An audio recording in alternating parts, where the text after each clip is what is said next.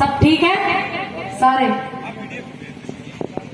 आज स्वतंत्रता संग्राम के है प्रीतम क्रांतिकारी रहे 1919 के मदन लाल ढींगरा जी, उनकी पुण्यतिथि है। उनको भी शत शत नमन करती हूँ। और जितने भी हमारे किसान आंदोलन में शहीद हुए किसान मजदूर भी थे उनमें, उन सभी को इस मंच, देश के सबसे खूबसूरत मंच किसान संसद, सभी को इस मंच के द्वारा नमन करती हूँ, श्रद्धांजलि अर्पित करती हूँ। और यह विश्वास दिलाती हूँ कि उनका जो परिवार अभी भी वहां पर बैठा है आंदोलन में, उनके साथ रहेंगे जब तक वो वहां से हट नहीं जाएंगे।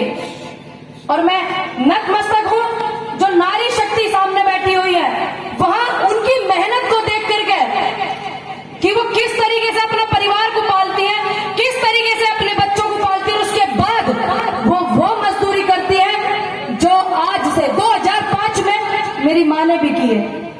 40 रुपए मिलते थे 2005 में। भूमिहीन किसानों में आप लोगों की गिनती आती है। बहुत थोड़ी सी जमीन की मालिक है मेरा परिवार, इतनी जमीन नहीं है, खेती नहीं है। तो मैं नतमस्तक हूं और आपके सामने तहे दिल से शीश झुका करके आपको नमन करती हूं कि आप उस परिवार से आते हैं जो सृष्टि के नियमों का भी पालन करता है और जो मजदूरी करके अपने परिवार को आगे बढ़ाता है। इन लोगों की तरह भीख नहीं मांगता, झोला फैला करके भीख नहीं मांगता। मैं हैरान हूं, किसान आंदोलन में आई सिर्फ किसान की समस्या, बात चली रोटी की और बेटी ना बोले। ऐसे नहीं हो सकता भाई, बेटी भी बोलेगी, क्योंकि बात रोटी और फसल और नस्ल की बचाने की है। बाहर निकले वहां से तो पूरी समस्या ही समस्या है। जरा गौर करें, प्रशासन भी बहुत आया हुआ है, समझते हैं हम आपकी समस्या है, लेकिन कुछ लोग अहंकारी हैं। जाकर के बोल दे मामा जी का कि उत्तर प्रदेश से भांजी आई है और आपको चेतावनी देती है कि अगर आप सरकार बना जाए तो बात है, नहीं तो बात नहीं। चाहे मुझे पूरे देश में 2024 में घूमना पड़े, केंद्र में घूमना पड़े। बहुत सी समस्या है, मछुआरे, मजदूर, किसान ही नहीं, वो भी किसान, भूमिहीन किसान, सभी की समस्याएं हैं। अब पूरा सिस्टम ही हो गया ना गोल।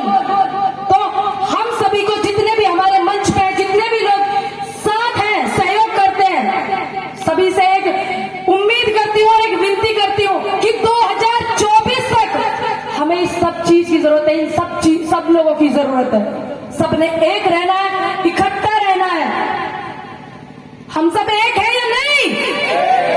हम सब एक है या नहीं? एक है। इस चीज की जरूरत लग रहा है 2024 तक पड़ने वाली है, क्योंकि हम लोग आए 36 वर्ष पूरे हुए, जो नर्मदा आंदोलन कर रहे हैं, उनके नेतृत्व कर रहे हैं, उसमें बहुत योगदान रहा आदिवासी समाज, मजदूर समाज और महिलाओं का। 36 वर्ष में ऐसा आंदोलन शायद आने वाले समय में कुछ सीख पाए हम लोग, जिसमें एक भी वायलेंस नहीं हुआ, कुछ नहीं हुआ, उसका नेतृत्व महिलाओं ने किया। ये बहुत बड़ी बात है कि उस आंदोलन को सहयोग महिलाओं ने किया। और जितने भी आंदोलन रहे हैं इस मंच के माध्यम से, जहां तक मैंने पढ़ा, अपने बड़ों से सीखा, अपने बुजुर्गों से सीखा, ऐसे ऐसे महान लोगों से सीखा कि कोई आंदोलन सक्षम नहीं हुआ जिसमें महिलाओं का योगदान नहीं रहा, युवाओं का साथ नहीं रहा। बारिश आई, मेरा देश बदल रहा है, बारिश की जाए तो वो अपनी प्रेजेंटेशन आपको दे रहा है ईश्वर परमात्मा की, आप इस लड़ाई में अकेले नहीं है, मैं आपके साथ हूं, वो आपके साथ है। इस बात को आप ध्यान रख लेना।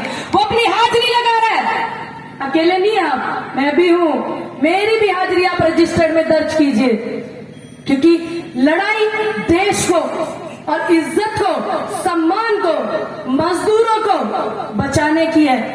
और एक अपील समस्त भारत सरकार से है कि वो जो 5 किलो 15 पंजे 75 रुपए के गेहूं झोले में दे रहे, उस झोले में जिसको आप बोल रहे हैं झोला लेके आए हैं, उठाकर चले जाएंगे खाली। उस झोले में जो वो 75 रुपए के गेहूं दे रहे हैं, उन पे 195 180 रुपए के जो मुंह छपवा रहे हैं, उसका पैसा कहां से आ रहा है जरा बताएं। केंद्र सरकार से अपील है, पूरी भारत सरकार से।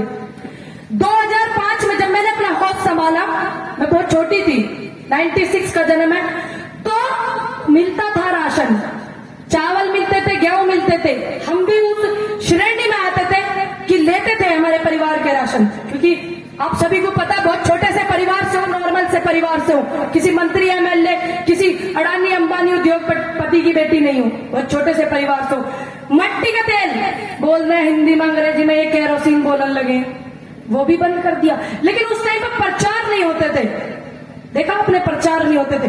अब तो मैं देख रही हूं, मैंने सोचा उत्तर प्रदेश में या दिल्ली में ये माहौल है, लेकिन मध्य प्रदेश में भी देख लिया, एक चौराहे पर 4-4 बोर्ड लगे हुए हैं। प्रधानमंत्री जी धन्यवाद कि आपने फ्री अन्न दिया, अनाज दिया। अब दिया तो दिया, वो पहले से ही मिलता आया, इन्होंने कोई नया काम नहीं करा। तो मैं सरकार से एक बात पूछना चाहती हूँ इस मंच के माध्यम से कि जो उस एड में पैसे खर्च हो रहे हैं, बड़े बड़े बोर्ड लगा रहे हैं ना, क्योंकि फोटो जीबी, क्रेडिट जीबी है ये लोग, तो वो कहां से आ रहे हैं? प्रधानमंत्री जी की सैलरी से आ रहे हैं, योगी आदित्यनाथ जी की आ रहे हैं, शिवराज मामा मध्य प्रदेश में उनकी से आ रहे हैं। तो क्यों नहीं है मीडिया से रूबरू होते? क्यों हमारे सवालों के जवाब नहीं देते? ऐसे ऐसे मुंशियों को बिठाते हुए चैनल पर, उन चैनलों पे, इन चैनल वालों को भी नहीं पता कि ये टाइम खराब कर रहे हैं आप लोगों का। ऐसे ऐसे लोगों को बिठाते हैं। देखो, तो आवाज जब पूरे देश से निकलेगी, हम ये समझ के चल रहे हैं किसान आंदोलन तो चल ही रहा, मजदूर आंदोलन, आप लोगों के छोटे छोटे फैक्ट्रियों के काम, कारखानों के काम, वो मजदूर, सब कुछ चल रहा था एक समूह। हमें पूरा 2024 तक के लिए मानकर चलना होगा, क्योंकि उत्तर प्रदेश में चुनाव है। बहुत सारे लोग मेरे पेज से जुड़े हुए हैं, देख भी रहे हैं, कुछ लोग ऐसे भी जुड़े हुए हैं जो उल्टी सीधी बकवास करते हैं, कमेंट करते हैं, तो वो भी सुन ले जरा। उत्तर प्रदेश में ऐसा माहौल बनाएंगे, ऐसा माहौल बनाएंगे कि आप ये सोचोगे अपनी सीट हम गिने या ना गिने, क्योंकि केंद्र का रास्ता, यूपी धड़कन, धड़कन कही जाती है भारत की, केंद्र का रास्ता धड़कन से होकर जाता है, यूपी से प्रधानमंत्री बनाती है, ऐसे थोड़ी। और जब हमारे किसान नेताओं के बंगाल जाने से या बॉर्डर से सहयोग करने से बंगाल वाले समझ सकते हैं, तो क्या यूपी वाले नहीं समझेंगे? समझेंगे। हमने सबने तैयार रहना है एक चीज के लिए, सिर्फ बिलों की ही बात नहीं है, हमें बीजेपी मुक्त भारत चाहिए। और लोकतांत्रिक आपातकाल जो ये लगा रहे हैं, हम पे दबाव बना रहे हैं, हमें उससे छुटकारा चाहिए। एक सवाल, सभी मेरे से सीनियर है, मेरे बुजुर्ग है, तजुर्बेकार है, कोई शब्द मुझसे चूक हो जाए तो मुझे माफ कर देना। क्या हम आजाद हैं? ये आप मुझे जवाब देना, हाँ या ना में। क्या हम आजाद हैं? नहीं है, नहीं है ना। 1947 में आजादी हमारे महान लोग दिला करके गए, स्वतंत्रता सेनानी दिला करके गए, लेकिन दूसरे देश वाले लोगों से हमें आजाद अब इन लोगों से होना। हमें पता था कि ये लोग आएंगे, लेकिन हम भ्रमित हो गए, विकास की गंगा बहने पे भ्रमित हो गए, धर्मवाद में भ्रमित हो गए, विकास के नाम पे भ्रमित हो गए, महिलाओं के सम्मान पे भ्रमित हो गए। हमने इनको चुन लिया, गलती कर दी, 1000 बार बोला सभी ने, मैंने भी बोला, हाँ हमसे गलती हुई है, वोट दी है, तो इसलिए इनसे सवाल भी करते हैं। अब उस गलती को कौन सुधारेगा? हम और आप। सुधारोगे या नहीं? बिल्कुल। यही जोश पूरे देश में दिखना चाहिए। अगर बिल रद्द भी हो जाते हैं ना, तो आपने देखा होगा सोशल मीडिया पे बहुत चलता है किस तरीके से शासन प्रशासन पर दबाव बना करके महिलाओं को प्रताड़ित करवाते हैं, किस तरीके से युवाओं पर मुकदमे कराते हैं। क्या किसी महिला के साथ खड़े रहना, किसी अपहरण कर लिया गया बेटी के साथ उसके साथ खड़े रहना, किसी बलात्कार कर लिया बेटी का उसके साथ खड़े रहना, क्या ये जुर्म है या सहयोग है? सहयोग है। तो इन लोगों ने करा क्या?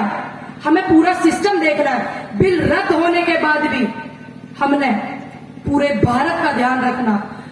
अगर 115 रुपए आपके यहाँ तेल है, मेरे यहाँ तो फिर भी थोड़ा सा कम है, 2-4 रुपया। 115 रुपए तेल होने के बावजूद भी, और जितनी सरकारी संपत्ति है सारी लीज पर रखने के बाद भी सरकार ये कहे कि बड़ी मुश्किल में है, कुछ है नहीं पल्ले में, तो मान लीजिए गद्दी पे नकारा लोग बैठे हुए हैं, मान लीजिए गद्दी पे बिके हुए लोग बैठे हुए हैं।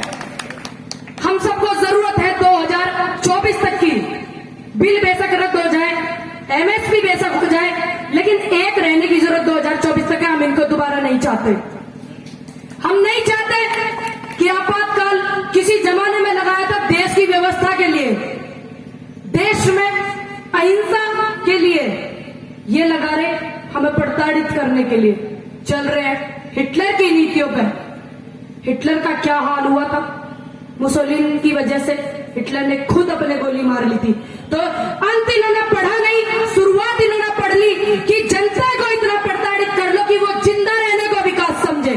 ये उन नीतियों पे चल रहे हैं, लेकिन अंत का जो पेज था उसे पढ़ना भूल गए कि हिटलर का अंत क्या हुआ, हिटलर ने क्या किया और हिटलर के जो सहयोगी थे उनका क्या हुआ। तो पूरी किताब पढ़ने से पहले लास्ट का पन्ना बहुत जरूरी पढ़ना। आधा अधूरा ज्ञान पूरे सच से ज्यादा खतरनाक हो गए। बाकी आप सभी लोग आए, पूरे मध्य प्रदेश में आज गूंज रहा है कि किसान संसद लगा हुआ है।